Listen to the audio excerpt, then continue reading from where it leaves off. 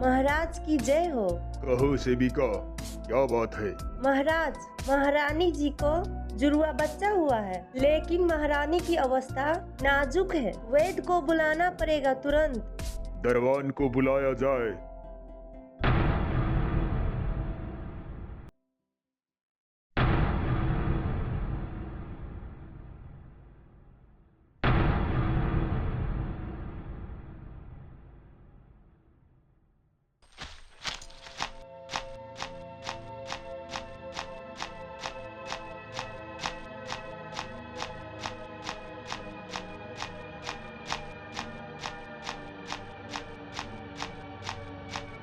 महाराज की जय हो।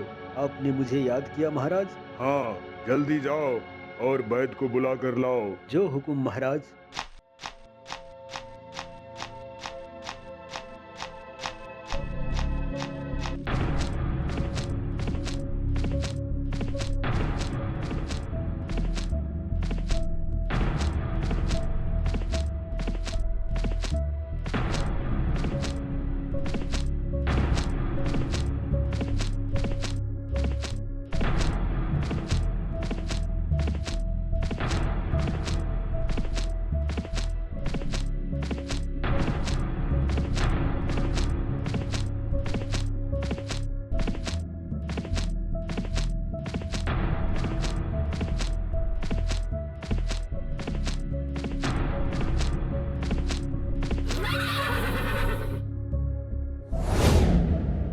वैद्य जी, वैद्य जी।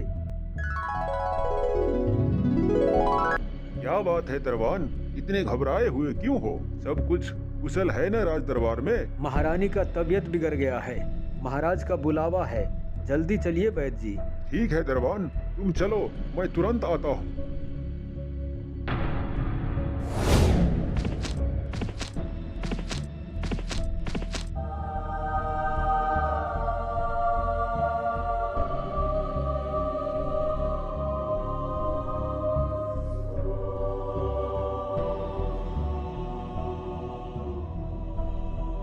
महारानी, आपको कुछ नहीं होगा, आप चिंता ना करें, वैद्य आता ही होगा। नहीं महाराज, लगता है कि आपका और मेरी इतना ही दिन का साथ है। नहीं महारानी नहीं, मेरा और आपका जन्मों जन्मों का साथ है। वैद्य अभी आता ही होगा। महाराज, बोलिए महारानी। मेरे मरने के बाद मेरा दोनों बच्चों का ख्याल रखिएगा। मैं आपका साथ नहीं दे सकी, मुझे माफ कर दीजिएगा। नहीं महारानी नहीं, आप मुझे छोड़कर यूं नहीं जा सकती। मैं कैसे जीऊंगा आपके बिना महारानी, मैं कैसे जीऊंगा?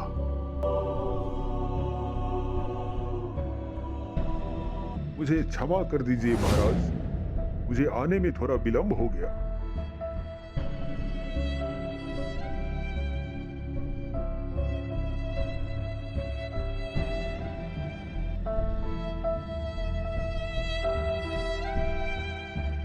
इधर राजा रानी के गम में डूबा रहता है और बच्चा भी बड़ा हो जाता है। राजा को गम में डूबा देख दरबान वहां आता है। महाराज, छोटी मुंह बड़ी बात, मैं आपसे कुछ कहना चाहता हूँ। बोलो, क्या कहना चाहते हो? महाराज, कितने दिनों तक आप यूं ही महारानी के गम में डूबे रहेंगे? राजपाट को भी देखना है और साथ में राजकुमारी और राजकुमार को भी। इसीलिए महाराज, आप दूसरी शादी कर लीजिए, ताकि राजकुमारी और राजकुमार को माँ का प्यार मिल जाएगा और आपका भी मन राजपाट के काम काजों में लगने लगेगा। महाराज, मैं यदि कुछ ज्यादा बोल दिया हूँ तो क्षमा कर दीजिए महाराज।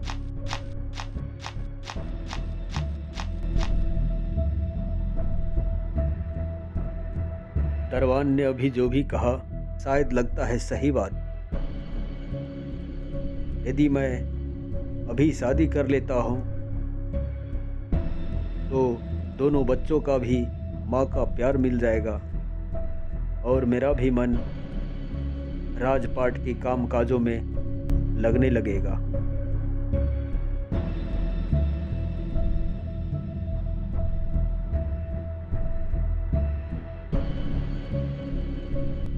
और इस तरह राजा कुछ साल बाद दूसरा शादी कर लेता है। और दूसरी शादी करने के बाद छोटी महारानी के पक्ष में भी एक लड़का पैदा होता है। उनका सारा प्यार उनकी कोख से जन्मा बेटे पर लुटाती है और सौतेली बेटा बेटी को न टाइम से खाना देती थी न ढंग का कपड़ा देती थी।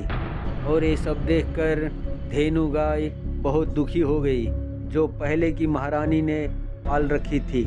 लेकिन छोटी महारानी आने के बाद धेनु गाय को भी तकलीफ से गुजरना पड़ा।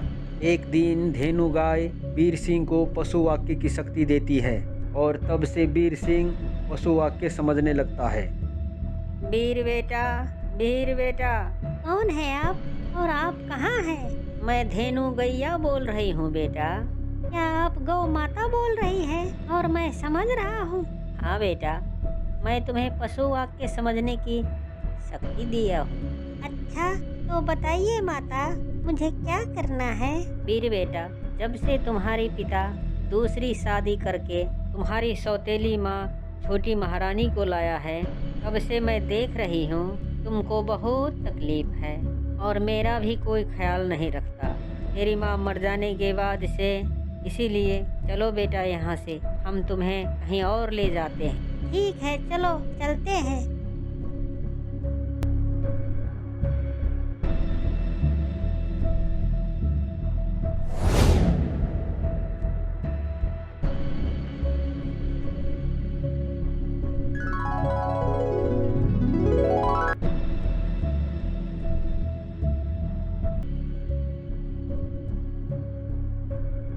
अरे सीमा बहन सुनो, मैं जा रहा हूँ जंगल फल फूल लाने के लिए, तुम अपना ख्याल रखना, समझी? और हाँ सुनो, कहीं बाहर निकल के घूमने मत लगना। हाँ भैया, जरूर।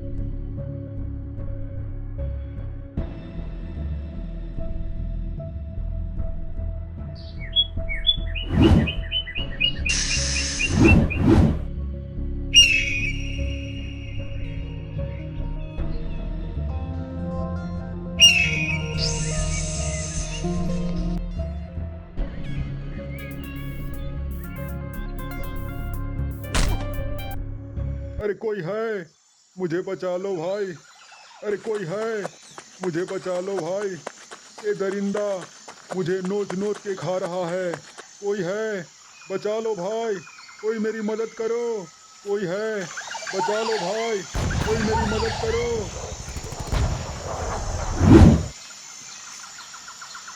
अरे कोई तो मदद करो भाई।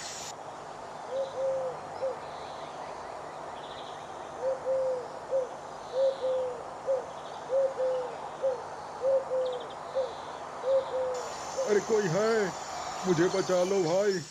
ये दरिंदा मुझे नोच नोच के खा रहा है। अरे कोई तो मदद करो भाई।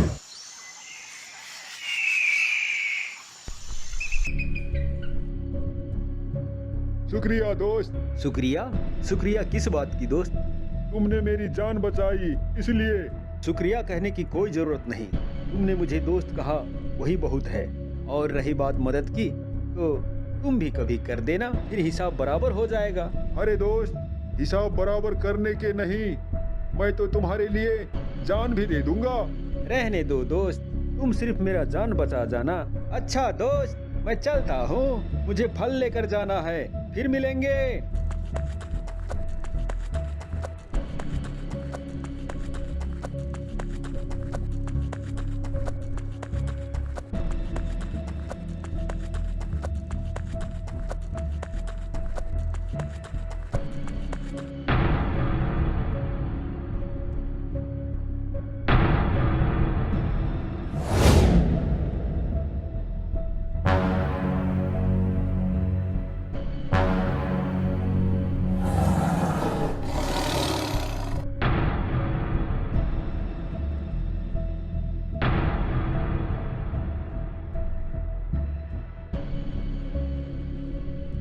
लगता है कोई शिकार है।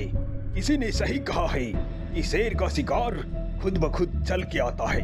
पहले पानी पी लूं, फिर शिकार करूंगा। ए, रुक जाओ।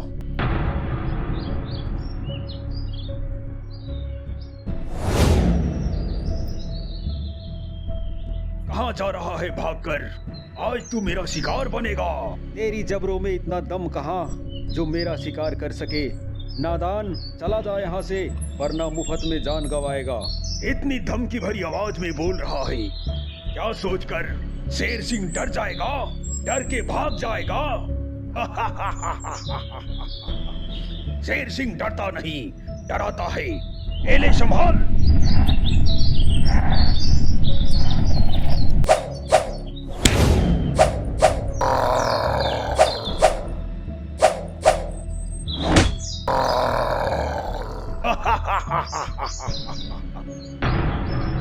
हे माता धेनु, मुझे शक्ति दो।